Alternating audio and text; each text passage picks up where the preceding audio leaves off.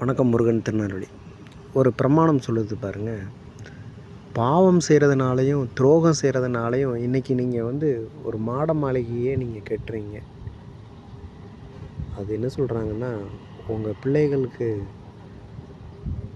தலைமையிலே இடிஞ்சு விழும் அப்படின்றத மறந்து செய்யாதீங்க அப்படின்ற. பாவம் செஞ்சு பணம் சம்பாதிக்கிறவங்க கொஞ்சம் எச்சரிக்கையாக இருங்க. துரோகத்தை செஞ்சும் பணம் சம்பாதிக்கிறவங்க கொஞ்சம் எச்சரிக்கையாக இருங்க. ஏன்னா நிறைய பேர் சம்பாதிச்சுறாங்க, ஆனால் அதோடைய தண்டனையை அதோடைய சந்ததி தான் அனுபவிக்கும். நீங்கள் ஒரு வேளை நினைக்கலாம், நம்ம அனுபவிக்க போகிறது இல்லையே அப்படின்னு. உங்கள் வாழ்நாள் முடிகிறதுக்குள்ளே நீங்கள் அதை உங்கள் கண்கூடாவே நீங்கள் பார்த்துட்டு போயிடுவீங்க. அதனால் துரோகங்களாலும் பாவங்களாலும் அதெல்லாம் உங்களை விட்டு நீங்கட்டும். அப்படியாப்பட்ட சம்பாத்தியம்லாம் வேண்டாம். வெற்றி ரொம்ப சுலபம். அதுக்குண்டான வழிகளை செய்யுங்க தவிர பாவத்தை ஒரு நாளும் செஞ்சிடாதீங்க. துரோகம் செய்யாதிருங்க. ஓகே.